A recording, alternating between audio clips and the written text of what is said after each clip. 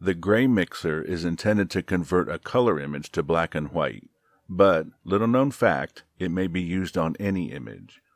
Layer, New Adjustment Layer, Gray Mixer.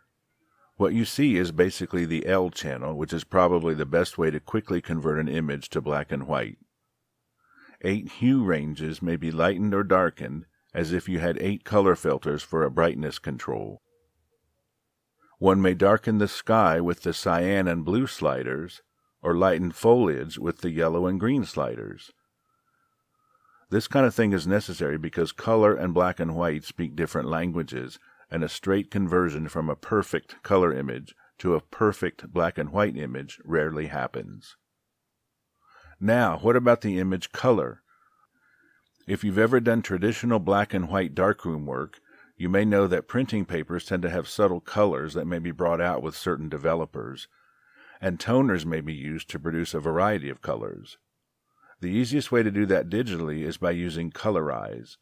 Check the box, then double-click the field next to it to get the color editor.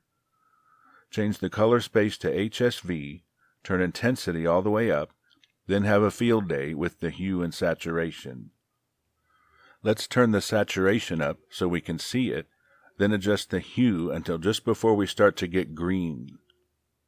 Now, if we turn the saturation down to about 6%, we get a yellowish coffee-colored sepia tint, which is my favorite print color. There's no eyeball button to toggle the effect, but the intensity slider can accomplish the same thing. In the darkroom, this color may be achieved by using a warm tone paper and partial bleaching in a very dilute ferrocyanide bleach made with potassium iodide instead of potassium bromide, followed by sulfide toning as usual. For a red or chocolate brown, which is more like what you get with the usual potassium bromide bleach, move the hue downward. I'm holding down the Shift key to get 0.1% increments. If you like this selenium thing, move the hue down until you start to get an actual red, then turn the saturation down.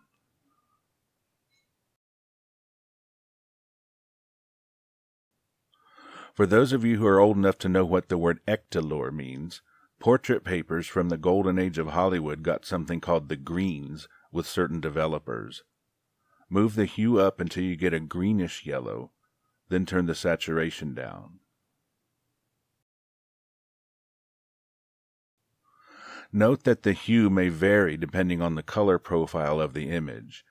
An sRGB image will need different numbers from one in ProPhoto, for example.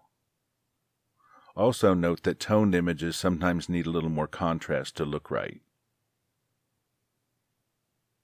Now, the gray mixer is supposed to be used to convert a color image to black and white, but I will now reveal a secret. The gray mixer may be used with luminance blend mode to adjust a color image. Let's hide everything we just did and create a new gray mixer layer. Close it and change the blend mode to luminance.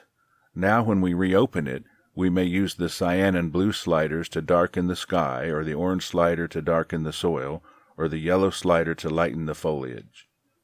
This isn't necessarily the best way to make these adjustments, but it sure is quick and may be useful in some situations.